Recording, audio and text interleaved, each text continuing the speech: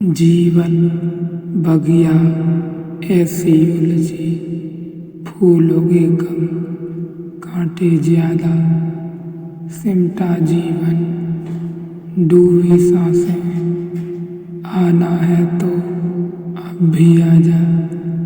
यदि आपने अभी तक पिछला अध्याय नहीं देखा है तो कृपया करके पिछला अध्याय देखें, तभी आप इस अध्याय को समझ सकेंगे। बहुत बार जब सत्य की अनुभूति भीतर होती है तो अनुभूति तो हो जाती है, लेकिन अनुभूति करने वाले खुद उसे भी पूरा नहीं समझ पाता कि क्या हो गया, क्या हुआ। घट गई घटना। 7 दिन बुद्ध सोचते रहे, क्या हुआ। अवाक हो जाता है जब कोई सत्य के समक्ष खड़ा होता है, पहली बार दिखता है। सब समझ कुछ भी नहीं आता, सब समझ आता है फिर भी कुछ समझ नहीं आता, कुछ पकड़ नहीं आता। क्या हो गया। जो कल तक था नहीं है, जो नहीं था वह है, जिसे माना था कि यह यथार्थ है वह स्वप्न हो गया। जिसे कभी स्वप्न में भी नहीं जाना था वह आज सत्य की तरह सामने खड़ा है। जो खोजने निकला था वह खो चुका है, और जिसे यह मिला है सत्य, यह कौन है वह भी समझ में नहीं आता। मिस्टर इकहार्ट को जब पहली बार समाधि का अनुभव हुआ तो उसने 2 सवाल पूछे। उसने एक सवाल यह पूछा कि यह क्या हो रहा है, और दूसरा सवाल वह पूछा कि यह किसको हो रहा है। तो उसका एक शिष्य करीब था इकहार्ट का। उसने कहा, कम से कम एक बात तो मैं भी आपको कह सकता हूँ कि यह आपको हुआ है। यह क्या आप पूछते हैं कि किसको हुआ है। इकहार्ट ने कहा, तुझे पता नहीं, क्योंकि जो खोजने निकला था वह इस होने में कहीं खो गया, और जिसको यह हुआ है वह उतना ही अपरिचित है मुझे जितना यह जो हुआ है। बहुत बार जब वह दूसरे को समझाने जाता है तभी उसे साफ होता है कि क्या हुआ है।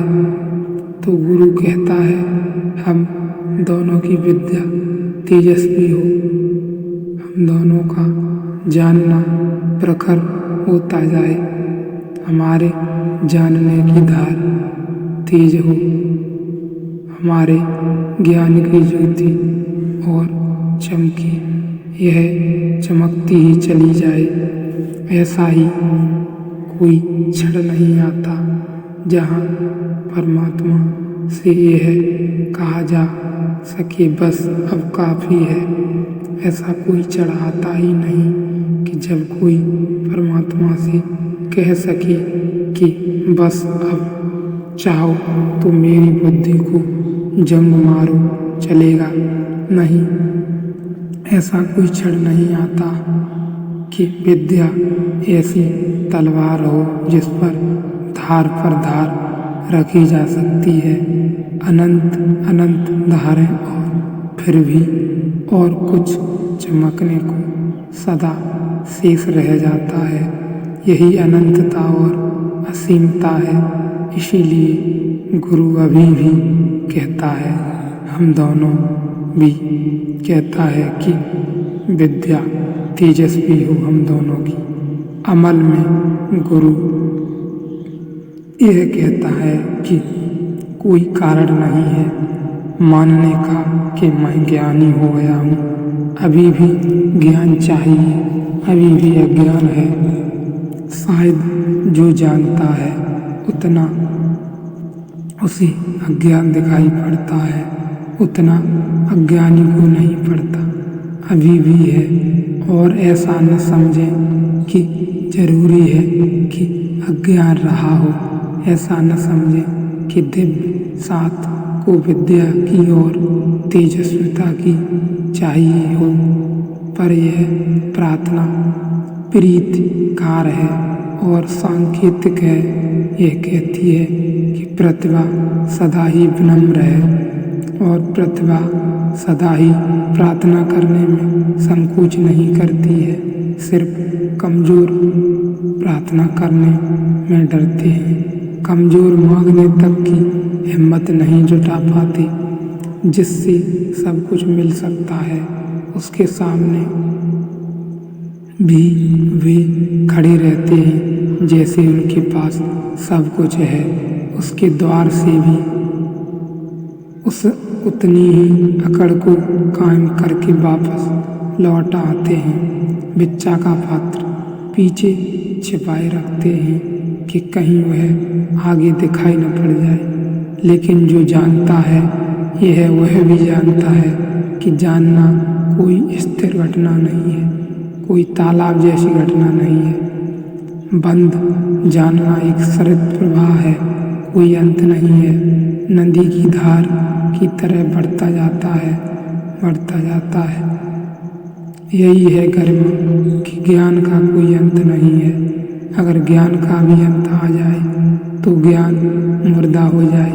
ज्ञान का फूल खिलता ही जाता है, खिलता ही जाता है। ऐसा समझें कि खिलता ही जाता है और पंखुड़ियाँ, ऐसा कोई क्षण नहीं आता जिस क्षण हम कह सकें कि यह फूल हो गया है। यह सदा ही कली ही रहता है, कितना भी खिल जाए फिर भी कली ही रहता है। हम किसी से द्वेष न करें, जानने की इस यात्रा में हम किसी से द्वेष न करें। इसकी जरूरत क्या है? असंगत मालूम होता है अचानक एकदम, जैसे बात कहाँ चलती थी और कहाँ पहुँच गई। सत्य की खोज है, अज्ञात की यात्रा है। ठीक है, तेजस्विता चाहिए, प्रतिभा की मेधा चाहिए, जागृत चैतन्य चाहिए। ठीक है, गुरु शिष्य साथ पुरुषार्थ करें, ठीक है, पर अचानक हम किसी से द्वेष न करें। इसकी क्या संगति है? इसका क्या है?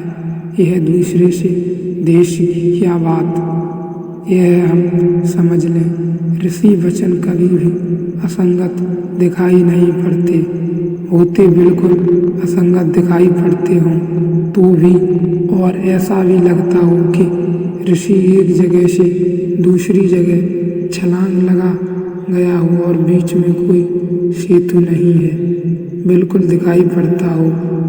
और उपनिषद में बहुत मौके आएंगे ऐसे अब दिखाई पड़ेगा कि यह बात तो बिल्कुल कहीं से कहीं पहुंच गई, इसमें बीच में कोई तुक नहीं, कोई जोड़ नहीं। तब भी थोड़ा जल्दी मत करना, क्योंकि ऋषि कुछ आंतरिक जोड़ जानते हैं जो हमें दिखाई नहीं पड़ते। उन्हें कुछ सेतु मिले हुए हैं जो हमें अदृश्य हैं अभी तक।